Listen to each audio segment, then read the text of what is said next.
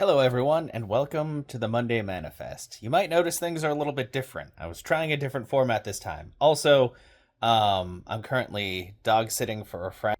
She is right here napping, so I've been here for a while, and I was like, I was kind of tossing around the idea of recording via smartphone. The only problem is, before I came over here, I was like, I should probably bring my tripod so I could just set up the phone and everything's good.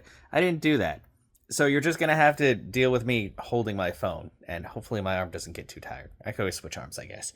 But yeah. Anyway, welcome to the Monday Manifest. Sorry for that long intro. What's up, Marnie? It's just a car outside. Today we are talking about the Callisto Protocol, which, if you're paying attention on the channel, I uploaded the first video of that yesterday. Day before yesterday? I don't know. I started it up. Just so you know, there are going to be spoilers. It's really hard to avoid it considering I want to get a little in depth on things. Like some of the reasons that I think some of the things they did were kind of shit, and not great. But yeah, so the Callisto Protocol, I hadn't played it. I just knew about it. I knew about like the cover of it. The guy's in like a suit with a mask and he's on the ground, I think, or kneeling down. I don't know. I didn't expect it to be a horror game. I honestly thought it was a puzzle game. Didn't know anything about it except that I know it got I think it got torn up quite a bit in reviews. And I was like, I don't know. I'm not a big review person, because sometimes people will review bomb things for the hell of it just because they don't like something that the game has done, or they don't like the direction the game's gone, or I don't know. Like, they don't even play the game, they just hate on the game. Dragon Age Veilguard comes to mind. I really didn't like the way that the introductory trailer looked. Like it just seemed really out of character, but yeah. Oh, are people home? I don't think so. I think that's just other people outside, Marnie. But yeah, like I don't know, and I had no idea what the game was about. I just knew it was about space. So started playing it. You're in space. You're a pilot, man. You're in a ship with your co-pilot, I would assume. Well, I was like, I mean, he was sitting in another seat, so obviously he was the co-pilot. And the tutorial of the game is you basically walking around your ship and checking on your cargo, because you're just a dude who runs deliveries, basically. Like, that's all you know about your character, that your name's Jacob. And then you're going around, you're doing the tutorials, learning how to, like, crawl under things and squeeze through things, which is a trend that happens, like, 1,000 times through like, I'm not even joking. You have to sidle between things so many times in that game. It's a little weird how many times you have to do it, but, whatever. It's, I guess, a good way for them to split up the different areas. While you're doing that, you get boarded by, some fucking,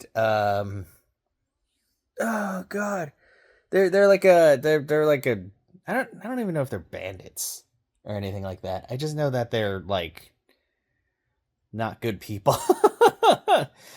Supposedly. But I mean, they're on your ship, they have guns. It's very obvious that they're trying to find whatever cargo you're holding. And we don't even know what you're when we see what you're transporting, it's just a bunch of boxes. We don't know what the hell's inside of it. So you have to learn. It teaches you how to sneak past them, and then you go to the front of the ship, and basically somebody breaks a window, and then the air pressure's all bad, and then you get to the pilot seat after crawling for a while, and then you crash.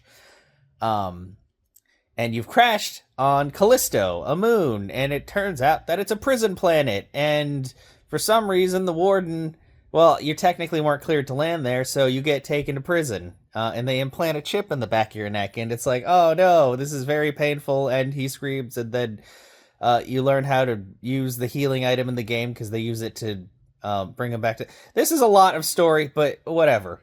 We're getting to the point now.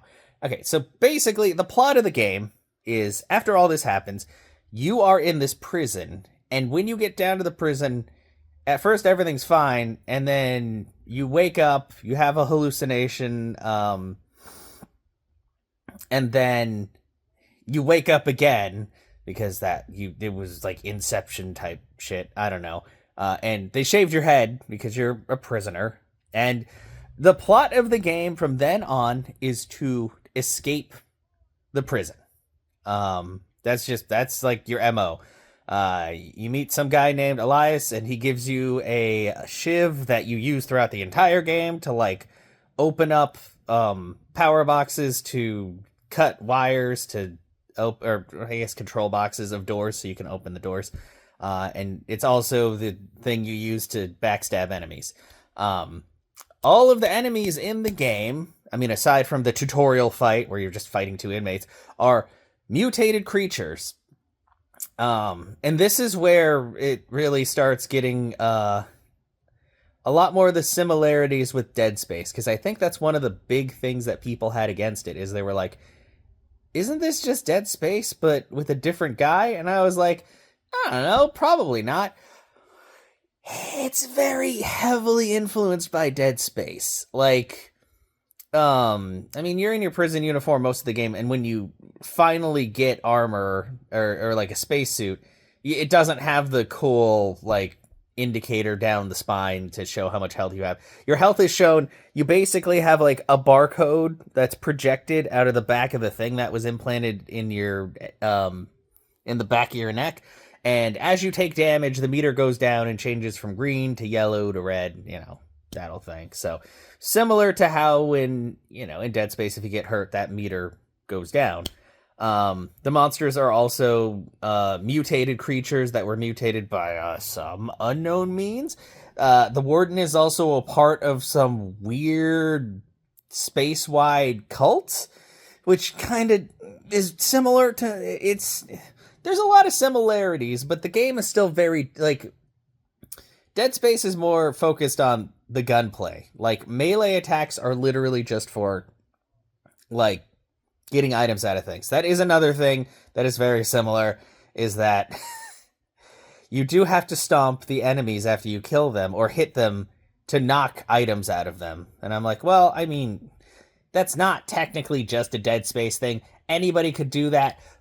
But Dead Space that was like the thing after Dead Space 2, it was like, hey, look, this is a thing you can do. So, I don't know, not gonna shit on them for that, but the combat is a little weird. You basically, it's all about using the control stick to dodge left or right, and then using your melee weapon to attack things until they die.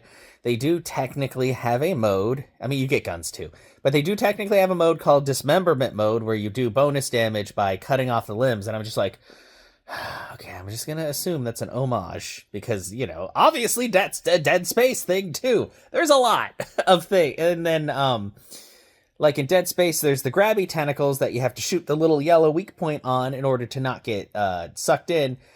In the Callisto Protocol, I've never died to one because it's really easy to kill, but you just have these little pods that shoot out a head on a tentacle that grabs your neck, and you have to like press the Y button to stab it until it stops biting you.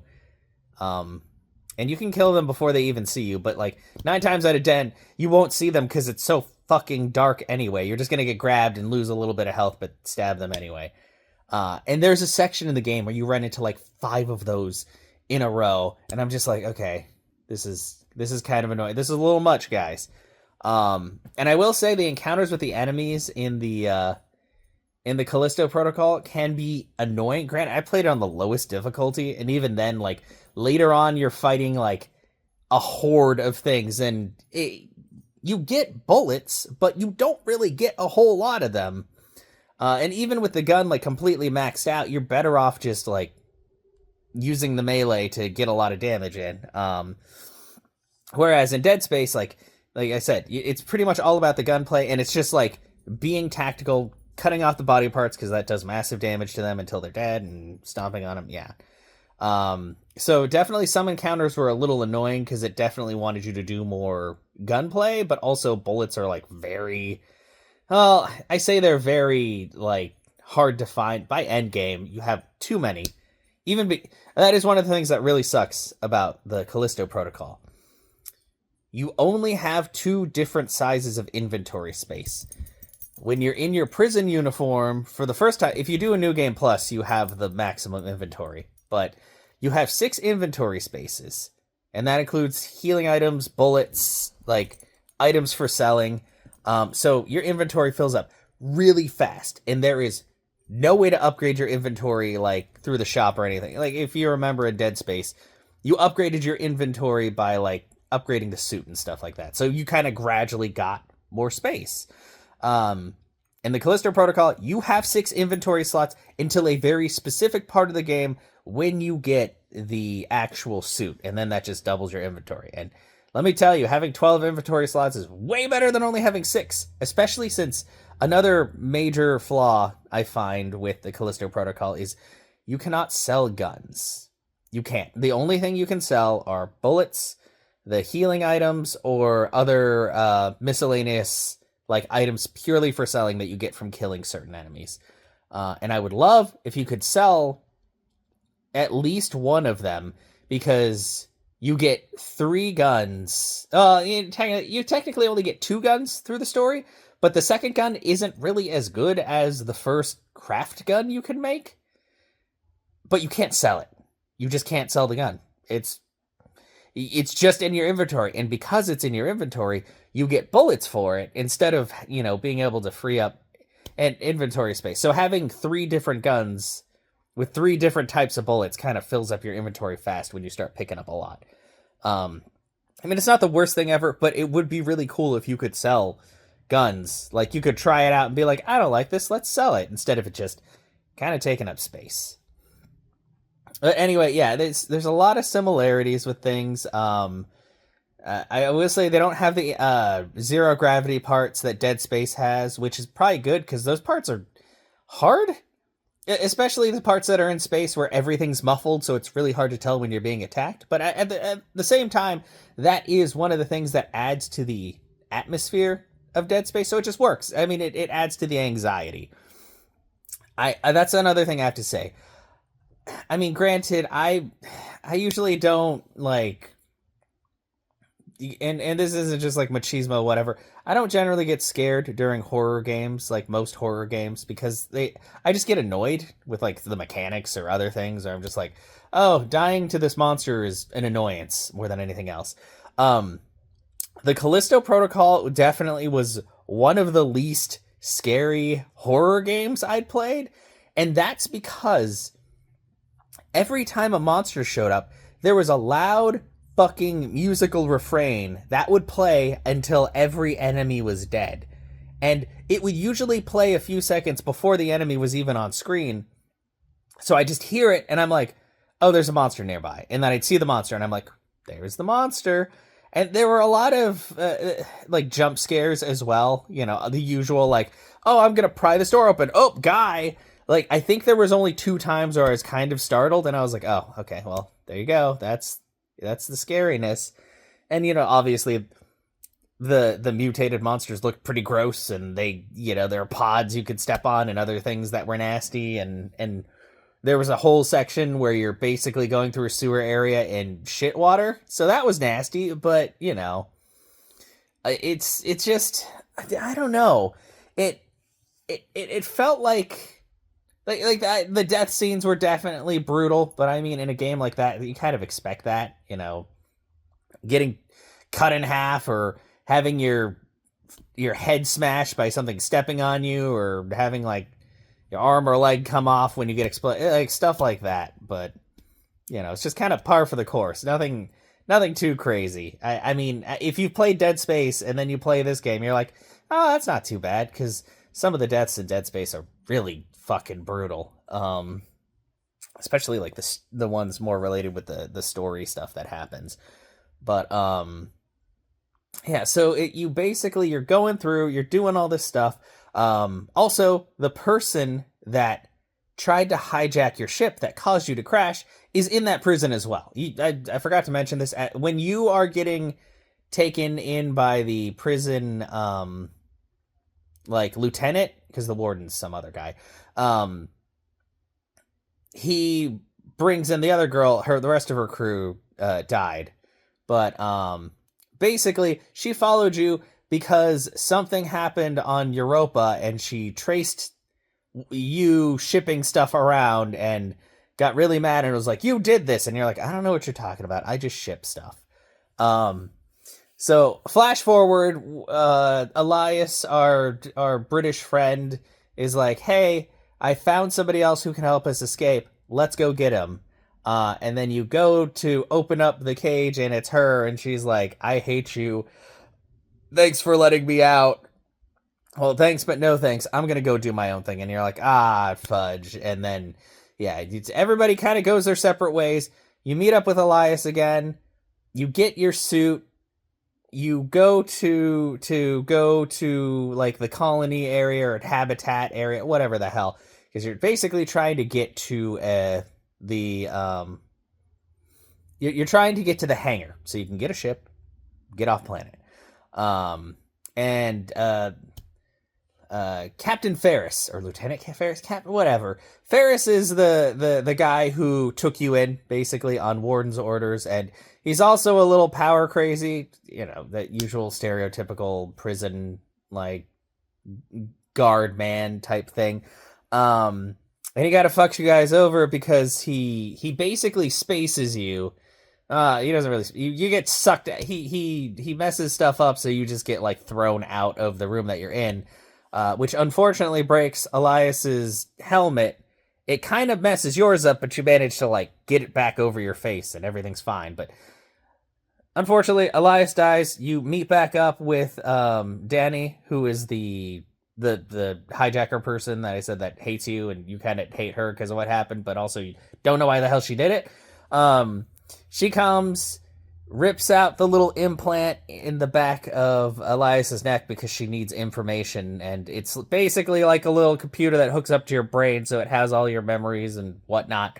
And she basically just is like, "I need this later," and takes off, and you're just like, what the fuck? But then you kind of just keep meeting up or moving through, and you end up working together after you go back to where your ship crashed. And she's like, and you're like, "Oh, this is the ship. Why are we here?" And she's like, whatever. And you go to find the cargo, and you look at the cargo, and you open it up for her because you're just like, I can open this for you. And she's like, "Well, fucking do it then." And you open it up, and it's just a bunch of medical supplies. And she's like, "What the?" But and you're like, "See, I told you." And close it back up, and then you're all friends now. Or she's like, "Sorry, I thought that you were a horrible person." And you're just like, whatever, it happens, I guess. You guys travel around some more. More hijinks ensue. You get split up because you just can't stay together in games like these. You fight a bunch more different enemies. You go through a space colony. Before you go to the colony, you get to the hangar, you call a spaceship, and you're like, "Hell yeah, we're gonna get out of here." And the warden brings out an anti-air gun and shoots down the ship, and is like, no, something very important's happening, because the warden is a part of some weird cult who thinks that the mutations are some like new form of evolution or whatever the fuck. So he's like, this is exactly as planned. And so you fall down to the bottom and get into a colony area. And this is the old colony. And apparently years ago, some outbreak happened. And you basically are in an area with a bunch of mutated monsters that are also blind. So you spend most of that area just stabbing them in the back, because why waste all your ammo? There's also like dozens of the fucking things throughout the whole area. So you're better off just executing them as much as possible. You get through there, you start learning more. You learn about the fact that the prison has been used as a testing ground. Oh, surprise! They like to use prisoners to test on because it's easy and nobody cares about them because they're in prison. it's kind of an overused trope at this point, but at the same time, like, are there really any completely original games anymore? Like, whatever, it doesn't matter. It moves the story along. And then you go and you fight Ferris, and then you kind of win, and then God, man, it's all like running together in my head. I just finished it last week, and I'm already like, man, I don't remember how this shit goes. But yeah, you fight Ferris, and then he like throws you out another window or whatever, and you keep going and doing stuff, and like I said, you find out about like the testing and all, and oh yeah, that's what happens. You fight Ferris. Danny's there because he threw her against the wall. And then for some reason, I think after you fight him, he's just like, haha, too late. This happened. And there are these little crawly, like, I don't know, grub-looking mutated things that sometimes they'll sometimes pop out of chests, which is annoying because it's supposed to be a cheap jump scare. But I'm just like, I didn't want this thing in the chest. I wanted items that I could sell. And so she ends up getting that on her face and getting bit. You pull it off and squash it, but oh no, she's been infected by the dumb mutation. Oh, what are we gonna do? And she almost offs herself, but you're like, no, we're gonna get through this because everybody else you know has died. So you're like, you're the only person I know that's kind of cool. And then you end up meeting up with the doctor, who was the doctor at the beginning, who was honestly kind of a bitch to you and just put the implant in the back of your neck. I mean, I know she was doing her job, but she could have been nicer about it. And she's like, oh, don't worry, we can synthesize a cure for her. I'm gonna stick her with this and give her something that makes it so that the mutagen doesn't work as fast. Like, suppressor? I think she said it was like a suppressant of some kind. And so then you and Danny go on a journey to go find, oh god, what did they call it? It wasn't like Patient Zero. It was something Zero. It's like an alpha. Basically, it's like the original big mutant thing that they made because it's got the purest genes, and if you mix it with the stuff in the syringe, it'll synthesize the cure for the shit. Or you can inject it into somebody to make them super strong. I wasn't very sure. Basically, what happens is that you also... okay, this is dialing back. I'm sorry. This is a lot of story to condense down. I don't know what... You know what? It was supposed to just be me telling my thoughts on this game, and I'm basically just running you through the story. So it's a little bit different, but just bear with me. So rewind back a little bit, back to the doctor's office before you guys go on your little adventure. Dr. Mahler, the lady, she connects your two core units, whatever, the little doodad in the back of your neck. So you guys get all Wi-Fi'd together, and you get to see Danny's memories. And at the beginning, you saw a video of Danny walking around on Europa, and everybody's all fucked up or dying, and there's a child, and you're just like... And there's like a little toy on the ground, and you're like, oh, that seems kind of weird. It's a little fucked up. Turns out, with that, you go into Danny's memory, and you actually relive that, and you hear what she's saying. Turns out that the little girl on the ground is her little sister, unfortunately, and died. And that toy on the ground wasn't actually a toy.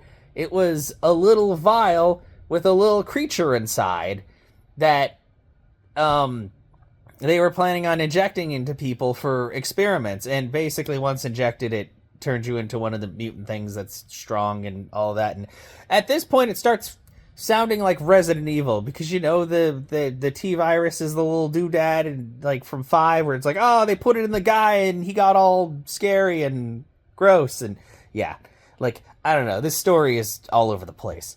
So we pull back and we're like, oh, and then you're like, oh no, wait a second, because you recognize the vial.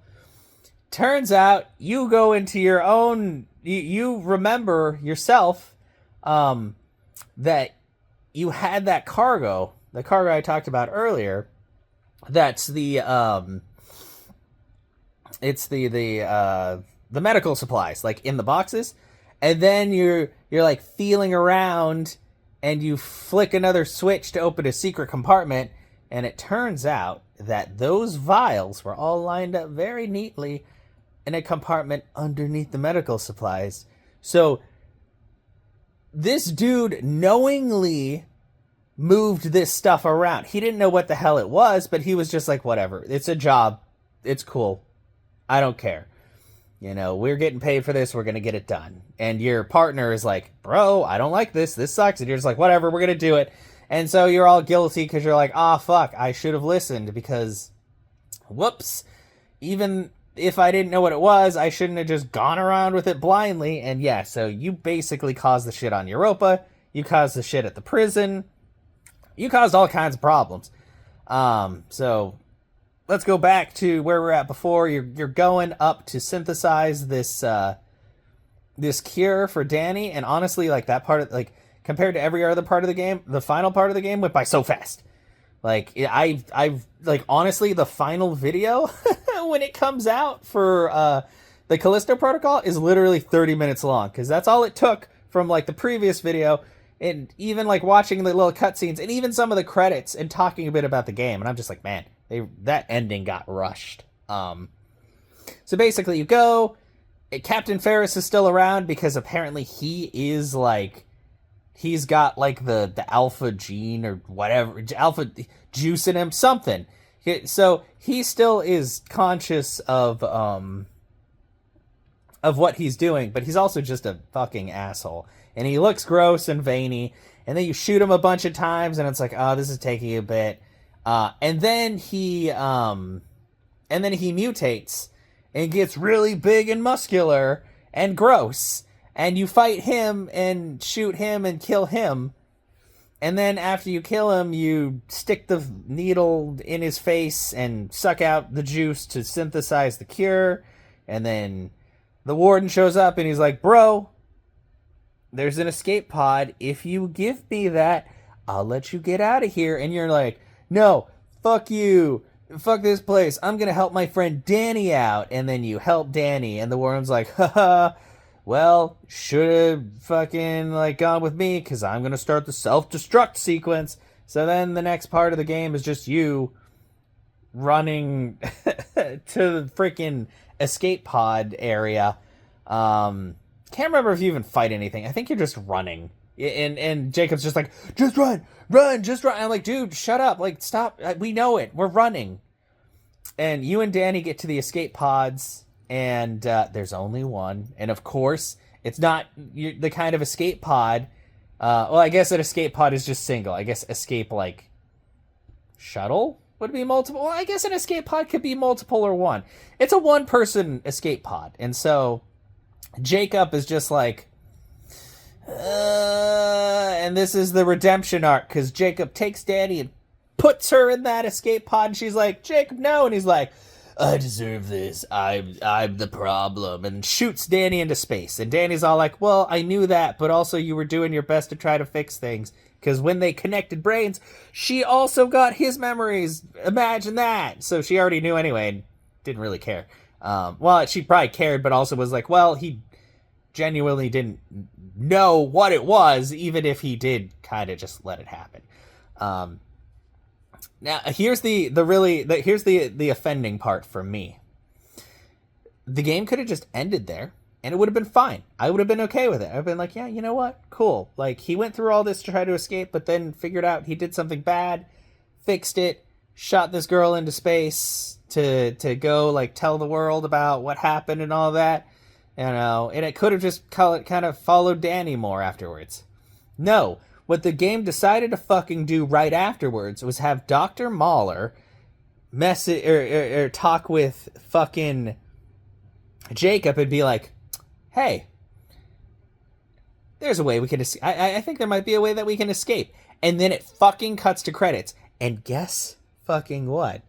If you want to play that part of the game that technically finishes the story, like Jacob's story, you have to buy the DLC. And I'm just like, I'm not fucking doing that. Like, I hate that shit with modern games. And I think that's probably another thing that people like gave it bad reviews for, is it's like, you basically gave us, like, you could have just ended the game there and it would have been fine. But then you were like, oh, but there's more story, but you also just need to buy it. And I'm like, come on, guys. Like, fucking don't do this. Stop turning everything into like a fucking microtransaction. So, yeah, there's that. Okay, hopefully you guys don't mind that I literally just like explained the whole game to you, but basically, to me, the Callisto Protocol was kind of like a less spooky Dead Space, and also a less, like, I mean, the story of it was similar to Dead Space, but also different, because Dead Space was like the marker, and people had like some genetic code built in them so that if the marker went off, then they mutated, and there was a lot more to it. But it also was like over the span of 3 games. Whereas the Callisto Protocol was just, this is a game, and yeah, we're trying to make like super soldiers by injecting them with the stuff and doing testing on the prison to try to perfect the formula, which felt so much more, yeah, like Resident Evil. So it was like a weird mix of Resident Evil logic with Dead Space game mechanics. And yeah, I don't know, like it wasn't bad, but it wasn't great. It didn't bring anything especially new to the table. Like, the combat felt fairly solid. Sometimes it felt a little like off, or like it didn't really accept my button inputs as I put them in. But I mean, it definitely tried to make it feel very heavy every time you like hit an enemy or something, and like with the kills, like sometimes you'd smash their face in or like rip off an arm, or you know, it definitely was like brutal. But it just, I don't know, it wasn't really stellar. It was just a game, you know, and especially that ending, that just left a bad taste in my mouth, because I'm like, look, guys, like, it's like one thing to like do that and then have an update like to add that later or something, but like I feel like DLC should just be like extra skins, like other stuff. Like, it should be stuff that has nothing to do with the story. It should just be like literally extras.